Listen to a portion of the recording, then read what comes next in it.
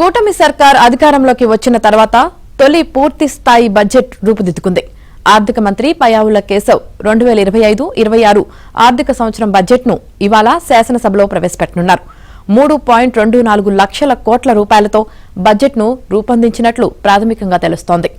2024-25 ఆర్థిక సంవత్సరానికి గాను నవంబర్లో కూటమి ప్రభుత్వం ప్రవేశపెట్టిన 2.94 లక్షల కోట్ల రూపాయల ఓట్ ఆన్ అకౌంట్ బడ్జెట్తో పోల్చితే ఇది 10% ఎక్కువ.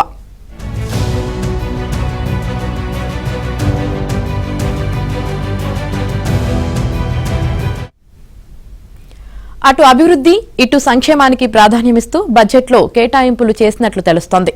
మరీ ముఖ్యంగా తల్లికి వందనం, అన్నదాత సుఖీభవ పథకాలకు నిధులు కేటాయించనున్నట్లు సమాచారం. సూపర్ 6లో ఇప్పటికే అమల్లో ఉన్న పథకాలతో పాటు సంక్షేమానికి భారీగా కేటాయింపులు ఉంటాయని, కేంద్ర సహకారంతో వీటిని అమలు చేసేలా పద్దులు రూపొందించారని తెలుస్తోంది. వచ్చే ఏడాది జూన్ 12వ తేదీ నాటికి 5 లక్షల ఇళ్లను పేదలకు కట్టించి ఇవ్వాలన్న లక్ష్యం నెరవేరేలా అవసరమైన మేరకు నిధులు కేటాయించినట్లు సమాచారం. అమరావతి, పోలవరంతో పాటు వెలుగొండ, వంశాధార, హంద్రీనీవా ప్రాజెక్టులకు బడ్జెట్లో ప్రాధాన్యం ఇస్తున్నట్లు తెలిసింది.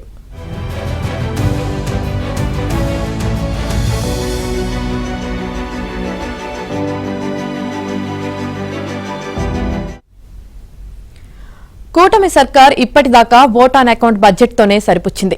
ఇప్పుడు తొలిసారి పూర్తి స్థాయి బడ్జెట్ను ప్రవేశపెడుతోంది. అధికారంలోకి రాగానే బడ్జెట్ రూపొందించాలని భావించినా గత 5 ఏళ్ల ఆర్థిక విధ్వంసం, రాష్ట్ర ఆర్థిక పరిస్థితిపై స్పష్టత లేకపోవడంతో అది కుదరలేదు.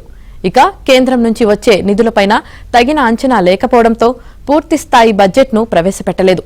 ఇప్పుడు కేంద్ర బడ్జెట్లో రాష్ట్రానికి జరిగిన కేటాయింపులు, పన్నుల్లో వాటాలపై స్పష్టత వచ్చిన నేపథ్యంలో వాస్తవిక అంచనాలతో రాష్ట్ర బడ్జెట్ను రూపొందించినట్లు చెబుతున్నారు.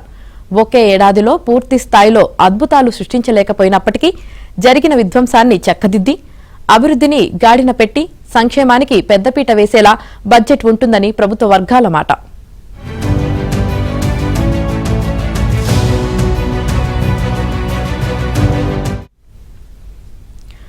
మొదట మంత్రివర్గ భేటీలో బడ్జెట్కు ఆమోదం తెలుపుతారు. ఆ తర్వాత 10 గంటలకు అసెంబ్లీలో ఆర్థిక మంత్రి పయ్యావుల కేశవ్ బడ్జెట్ ప్రసంగం ప్రారంభమవుతుంది. మండలిలో మంత్రి కొల్లు రవీంద్ర బడ్జెట్ ప్రవేశపెడతారు. బడ్జెట్ ప్రవేశపెట్టడం పూర్తి కాగానే వ్యవసాయ, అనుబంధ రంగాల బడ్జెట్ను మంత్రి అచ్చెన్నాయుడు సభలో ప్రవేశపెడతారు.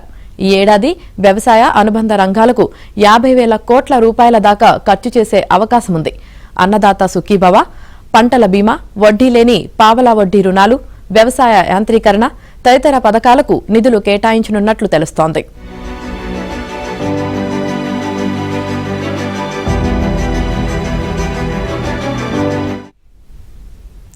ఈ ఏడాది పూర్తి స్థాయి ఈ బడ్జెట్ను ప్రవేశపెడుతున్నారు. ప్రతి ఏటా బడ్జెట్ పుస్తకాలను రాత్రికి రాత్రి ప్రింట్ చేసి తెల్లవారేసరికి అసెంబ్లీకి తెచ్చేవారు.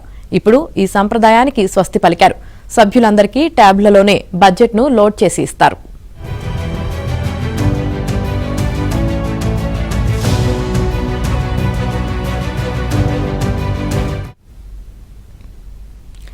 పేదలను ఆర్థికంగా బలోపేతం చేసేందుకు ప్రతిపాదించిన P4 కార్యక్రమాన్ని ఉగాది నుంచి ప్రారంభిస్తున్నట్లు కూటమి ప్రభుత్వం ప్రకటించింది. ఏపీలో ఇప్పటికే అమలవుతున్న వివిధ సంక్షేమ పథకాలకు అదనంగా ఈ నూతన విధానాన్ని అమలు చేయనుంది. దీనికి సంబంధించి P4 కుటుంబ సాధికారత ప్రయోజనాల నిర్వహణ వ్యవస్థపై సీఎం చంద్రబాబు సమావేశం నిర్వహించారు. పేదరికంలో మగ్గుతున్న కుటుంబాలకు ఆర్థికంగా మెరుగ్గా ఉన్న కుటుంబాలు ఆర్థిక చేయూతనివ్వడమే ఈ విధానం ముఖ్య ఉద్దేశమని చెప్పారు.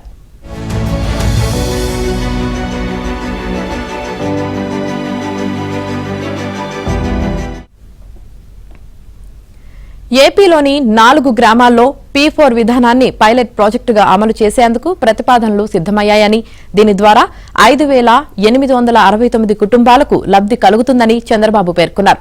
అర్హత కలిగిన కుటుంబాలను గ్రామ, వార్డు సచివాలయాల్లోని డేటా, కుటుంబ సర్వే, గ్రామ సభల ద్వారా ధృవీకరిస్తామని వివరించారు. 2 ఎకరాల మాగాని లేదా 5 ఎకరాల మెట్ట భూమి ఉన్న భూ యజమానులను, ప్రభుత్వ ఉద్యోగులను, ఆదాయ పన్ను చెల్లిస్తున్న వారిని, 4 చక్రాల వాహనాలు ఉన్నవారు, 200 యూనిట్ల కంటే ఎక్కువ విద్యుత్ వినియోగిస్తున్న వారు, మున్సిపల్ ఏరియాలో సొంత ఆస్తి ఉన్నవారు, ఆర్థికంగా ఉన్నత స్థితిలో ఉన్న కుటుంబాలను ఈ కార్యక్రమం నుంచి మినహాయించారు. 40 లక్షల కుటుంబాలు P4 విధానంలో లబ్ది పొందేందుకు అర్హులని ప్రభుత్వం ప్రాథమికంగా నిర్ధారించింది.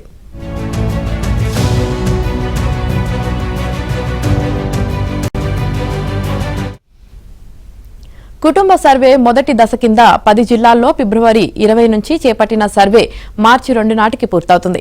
52 లక్షల కుటుంబాలకు గాను 27 లక్షల కుటుంబాల సర్వే పూర్తయింది. రెండో దశలో మిగిలిన 16 జిల్లాల్లో మార్చి 8 నుంచి ప్రారంభించి 18 నాటికి పూర్తి చేస్తారు. ఈ 16 జిల్లాల్లో 76 లక్షల కుటుంబాలను సర్వే చేయాల్సి ఉంది. ఈ P4 విధానం అమల్లోకి వచ్చిన ప్రభుత్వ పథకాలు పొందుతున్న లబ్ధిదారుల జాబితాలో ఎలాంటి మార్పులు ఉండవు. లబ్ధిదారుల ధృవీకరణ పూర్తయ్యాక సమృద్ధి బంధనం ప్లాట్ఫామ్లో ఆ కుటుంబాల వివరాలు పొందుపరుస్తారు. ఈ కుటుంబాల మధ్య జరిగే ఆర్థిక కార్యకలాపాల్లో ఎక్కడా ప్రభుత్వ జోక్యం ఉండదు. కుటుంబాలు, వ్యక్తులు ఈ కార్యక్రమంలో భాగస్వాములు కావచ్చు.